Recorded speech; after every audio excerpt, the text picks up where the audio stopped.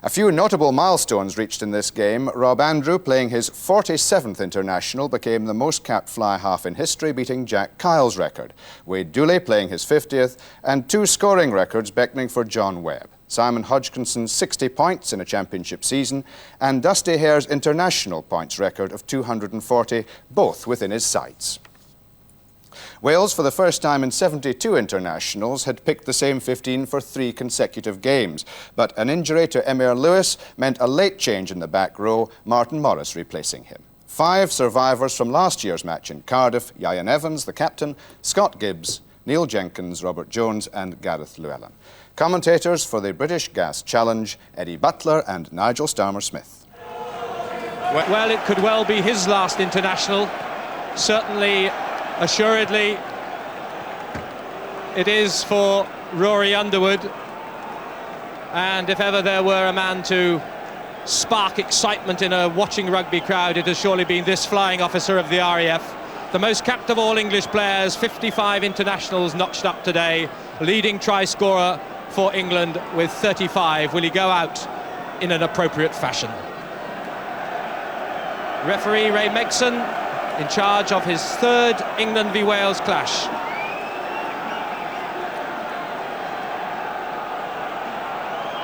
Well, the match underway. Jonathan Webb, various records in his sights today, but as he says, incidental to his concern over the results. Robert Jones waits, just peers over the top to the open side. Simon Halliday, another who may be in a swan song appearance. Awkward bounce, nasty one, and it's an uncomfortable moment for Anthony Clement to concede the first scrum to England. My first impressions, Nigel, are that this new kick-off of England, which lands straight on the 22, instantly subjects Wales to pressure, and Anthony Clement, with nerves there, succumbing to those early pressures. So, the all-important phase of the set scrum.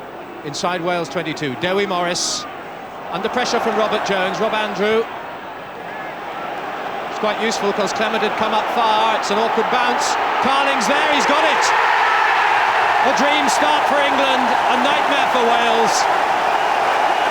And it really was such a clever probing kick that put Wales under totally unexpected pressure, because it all hinged on that curious ovoid-shaped ball as to how it would bounce. Good spoiling by Robert Jones, and it really is from that bad pass which sets up the whole try. Rob Andrew having to come back blind, and really there is absolutely no cover there at all. Anthony Clement had come up to cover the three-quarter move. It's a lucky bounce for Carling, but excellent anticipation by the England captain. Well, a dream moment after that superbly placed ball by Rob Andrew as he cut to the short side, and you can see there's no one in defence. It's all a matter of racing back. Carling, the English midfield, have been so good at this, and Carling's 6th try converted by John Webb, and so Webb's tally moves forward to 57 points as he chases the record of his predecessor Simon Hodgkinson of 60 in a championship. And can you believe it? Just 2 minutes gone, and Carling, Skinner on the dummy run, Guscott, Underwood, Webb outside, awkward pass, took it well, good thinking, Guscott, Carling away. Carling chips and chases, obstructed or not. Referee blows for a penalty against Anthony Clement, and poor Wales fullback is having, in a sense, a nightmare time, but he had this last chance of stopping this excellent move. But that should have been a penalty against Mick Skinner there for crossing over in front of Carling, preventing the tackler get to the man. It's excellent support played by England, but really it should have been a penalty against England, and instead Wales are penalised and a kicking chance. The late tackle there on Carling by Clement, kicking opportunity for John Webb. So he's on 57, this 3 to level Hodgkinson's record of last year, take England further ahead. Not so. Wide of the penalty as England this time managed to get themselves on the wrong side. Great charge by Rory Underwood, and Scott Gibbs takes a bit of knocking down. Well, it was very good defence by Wales in terms of actually aligning themselves to cut out the Underwood run.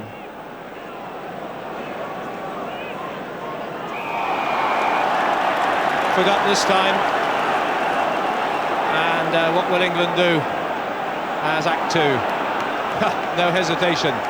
More to probe in, on the charge. The battle rages midfield, in front of Wales post, 22 metres out. Morris has it. Chip towards the corner. Carling up there again, recovers it. It's becoming a speciality of the England skipper.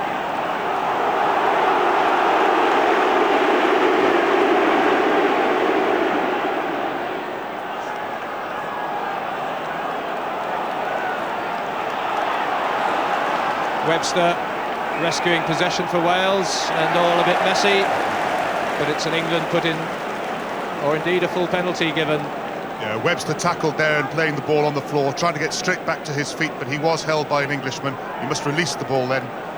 But again, good defence by Wales, but excellent catch by Carling under the high ball there. And England, in confident mood, decide to use the tap penalty 15 metres out from the Wales line. It's Moore, and again Morris in the pivotal role. Which option this time? Leonard, Jason Leonard, half held by Garyn Jenkins. Possession is there. Copsey looks to have got off on the wrong side. Referee's seen that. Allows England advantage. Winterbottom setting it up with Probyn. It's there for Morris, who's adding weight as well. Richards too. Wade Dooley.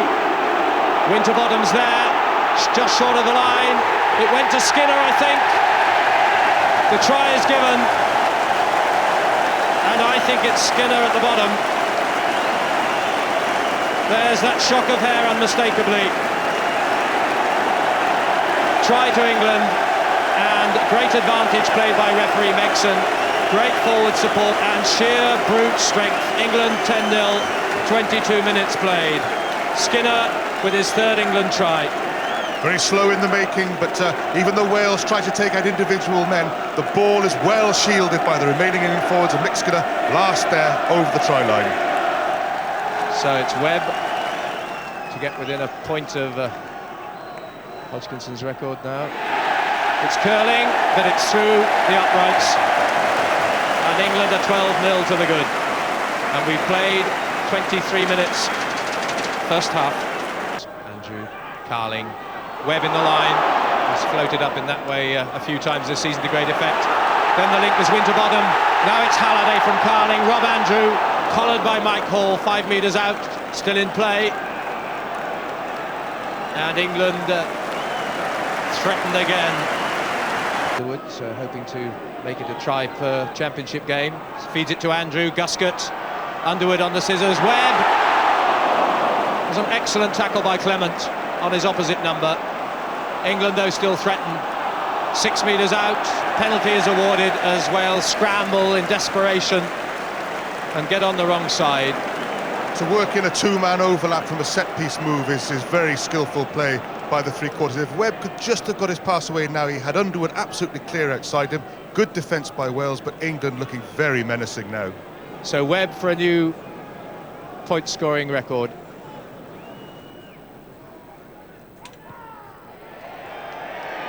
And so, with the penalty points,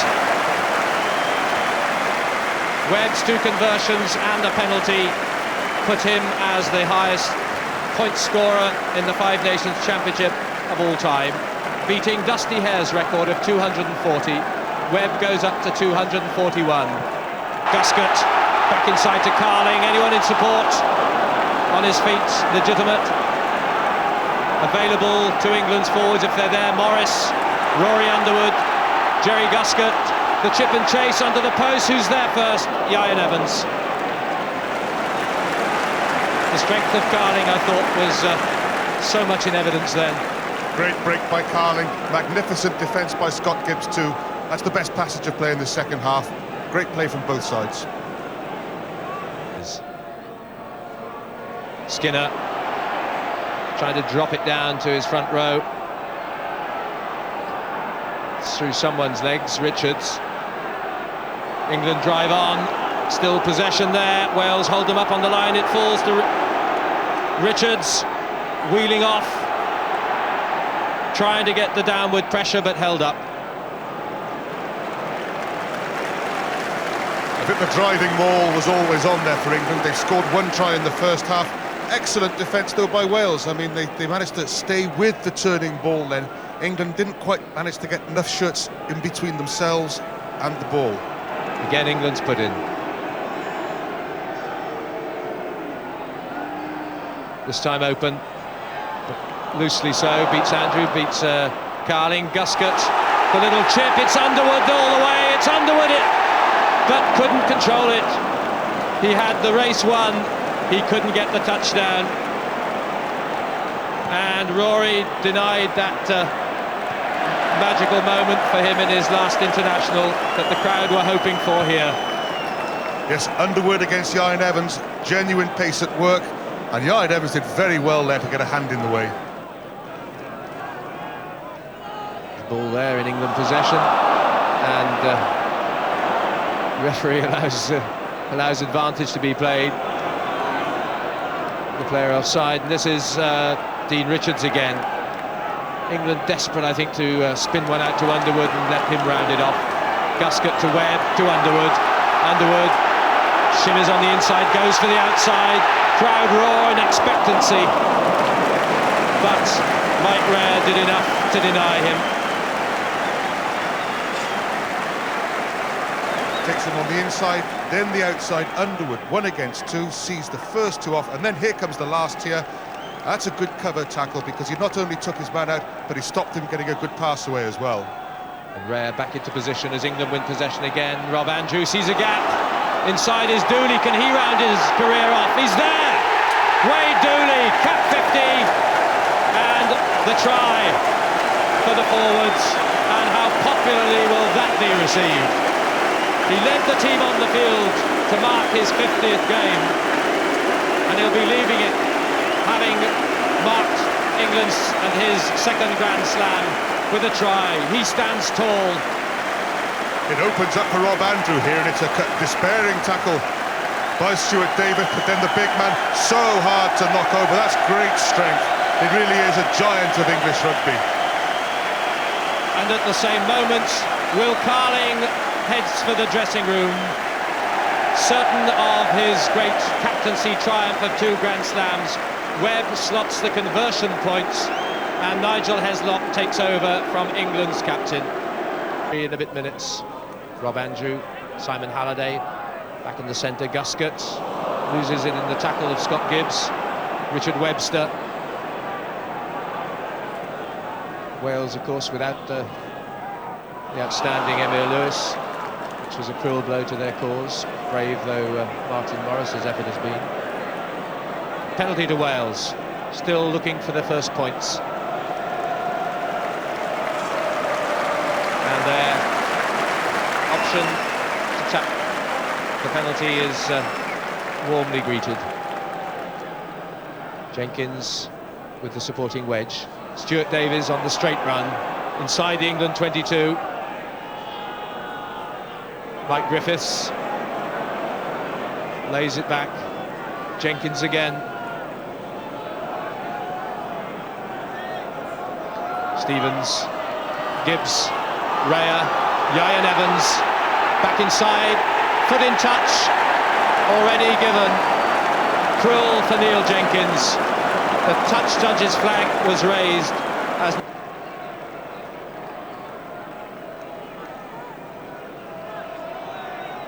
Brian Moore directing operations.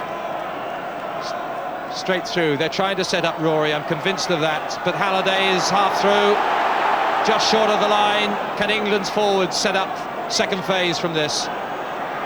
Under the posts, a penalty. Already the whistle's gone. It's advantage being played.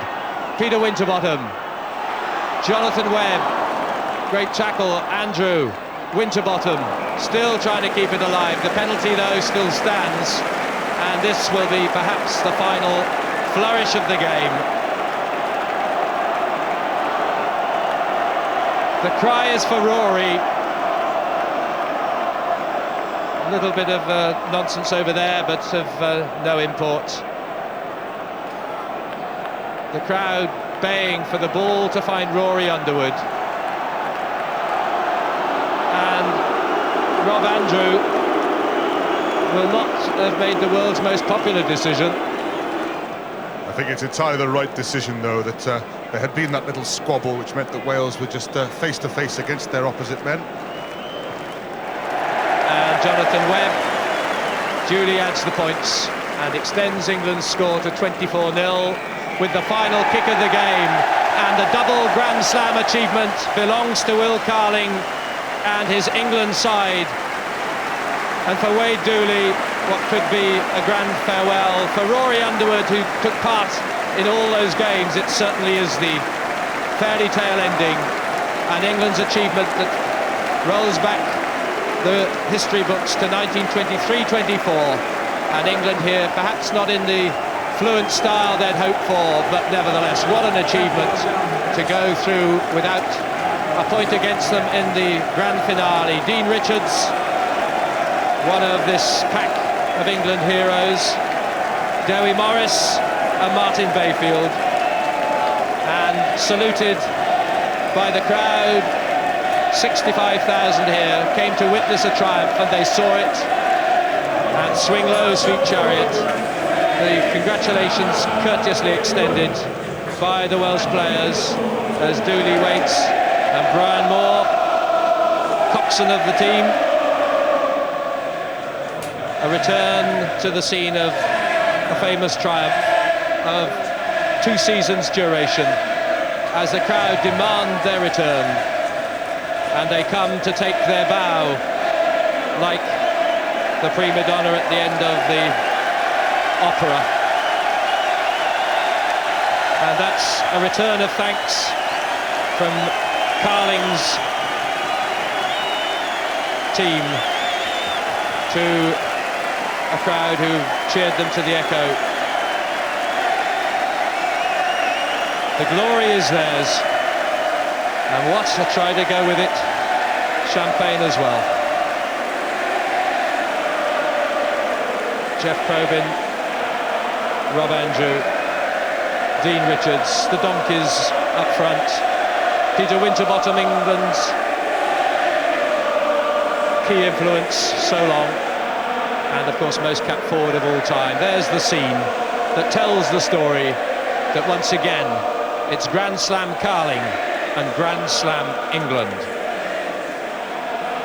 I just want to enjoy this one and maybe 3 Grand Slams. Did you enjoy your first try today? Yeah, I did.